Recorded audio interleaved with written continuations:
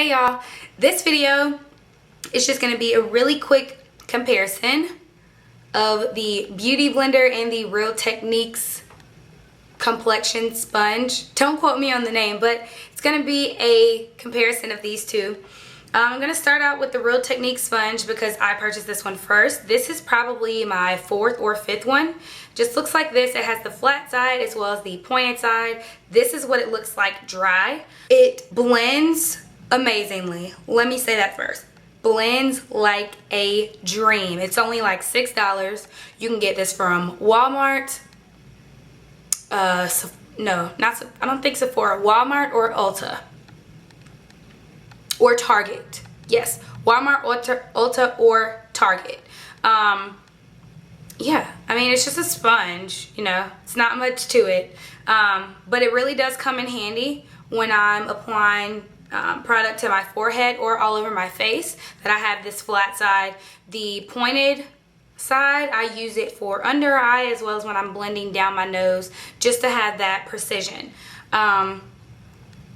What else can I say about that? Yeah, that's about it. On to the Beauty Blender. I have the pink one. It's really dirty, but that just proves that I just used this one. So it has this pointed side and then the butt part, like I like to call it. This is a little bit more round. This is damp. It's a lot smaller when it's dry, but I like the pointed to blend under my eye and then down the bridge of my nose, and then the butt to apply to my forehead.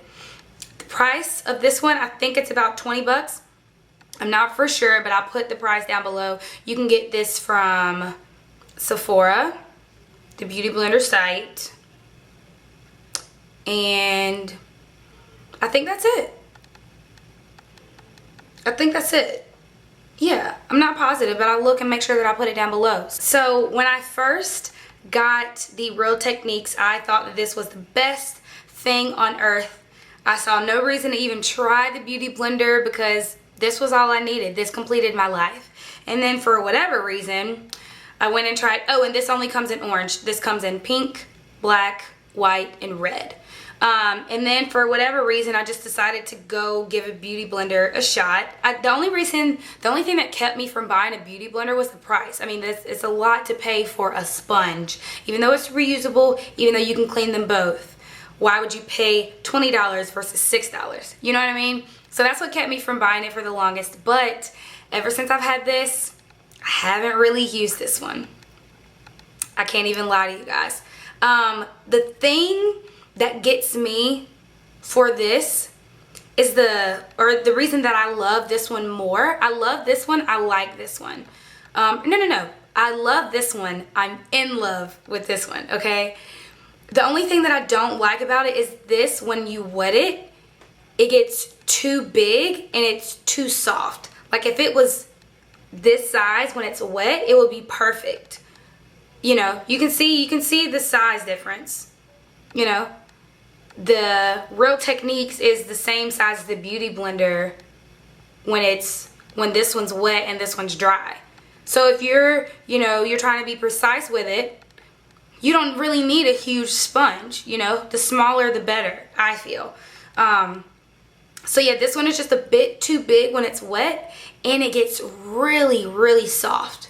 Soft is usually good for makeup applications, but if I'm, like I said, if I'm trying to be precise, I need a little bit of firmness. This one, it's not hard when it's wet. I mean, you can see, but it's not nearly as soft as this, or yeah, it's not nearly as soft as this one. It's just the perfect balance between hard and soft when it's wet. So if you're on a budget, and these are the only two that I've ever tried. I haven't tried any of the other like dupe versions. I've only tried these two. So if I had to pick one and I had the money to spend on it, I would definitely go with the Beauty Blender. If I was on a budget, or if I was buying a lot of them, I would go with the Real Techniques sponge. Now, I'm not going to say that because that would be a lie. I was about to say once I have to throw this one away. I probably won't buy another one for a while, but I definitely have already bought another one and I'm just waiting to use it. But I do have 2 new ones of these. I don't know. Maybe I'll try this one out and not wet it as much and see how I like it then. Yeah, maybe I'll try that. But if you're looking for a cheaper alternative, definitely give this one a try. It's not bad. You know, it's not a bad sponge. It still does its job. You know, if I had never tried this one out, I would have kept buying this. I just wanted to try and see how it was. So that's gonna do it for this video. If you have questions or if you have comments or tips for me, feel free to leave them down below. I hope you guys have enjoyed this video and I'll see you in the next one.